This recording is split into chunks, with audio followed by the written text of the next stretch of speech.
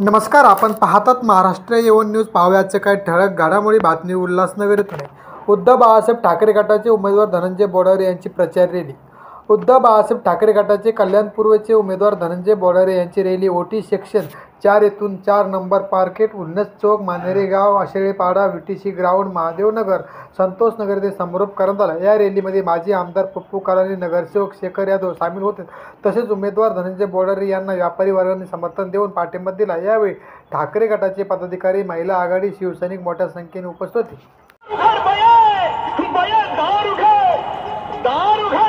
दिल खोले आबा साहब समर्थन कर रहे हैं. ये आबा साहब जो प्यारा आबा साहब हर मावाजे, हर खुशी मावाजे, फिल्म में छाएगा, हर दुकान वाले सुंदर में छाएगा.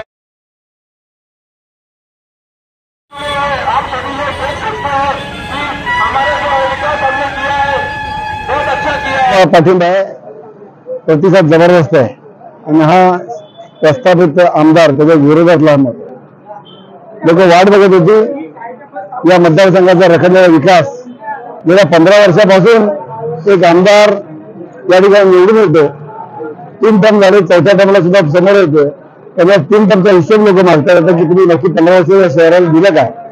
उल्हासनगर असेल, कल्याण असेल, विकास न करता भकास केला. या ठिकाणी पाणी पुरवठ्याची बोंबाबोंब तिकडे आमदाराचं लक्ष नाही. म्हणजे आमदारांना ते माहिती नाही की आपला रोल आहे.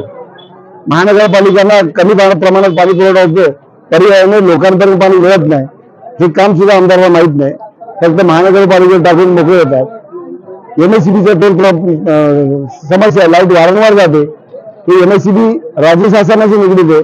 त्याला पाठपुरावा करून हे MSCBचं इन्फ्रास्ट्रक्चर चांगलं असलं पाहिजे. ट्रान्सफॉर्मर असेल, मेंटेनन्स असेल आणि वाढीला वीज असेल, हे याचा सुद्धा पाठपुरावा नाही. रस्ते खड्ड्यामध्ये रस्त्यामध्ये खड्डे हे कल्याणला गेल्यानंतर आपल्याला जाणवतं. ते खडे गेलेले असेल, आशेरा असेल, कोळशीवाडी असेल, काटेमांडीला असेल, या सगळ्या ठिकाणी अशीच परिस्थिती आहे. या ठिकाणी डान्स बार वाढलेले आहेत, नशेचे अड्डे, गंजेडी लोकांचे अड्डे वाढले. त्याचा परिणाम गुन्हेगारीकडे होतोय आणि सर्वसामान्य लोकांना त्याचा त्रास होतोय. या ठिकाणी कल्याणपूर्वमध्ये हॉस्पिटल नाहीत. आई हॉस्पिटल 4 नंबरला त्याची गैरसोय आहे, तिकडे लक्ष नाही. तिथे डॉक्टर्स कमी असले किंवा बाकीच्या मशिनरी असल्या पाहिजे, जेणेकरून मोफत सुविधा सर्व गरीब लोकांना मिळेल. या काही कशाकडे दुर्लक्ष, सगळ्याकडे दुर्लक्ष असल्यानं फक्त गुन्हेगारी इथं वाढलाय. गुन्हेगारीचा विकास झालेला आहे, गुंडगिरीचा विकास झालेला आहे, दहशतीचा विकास झालेला आहे.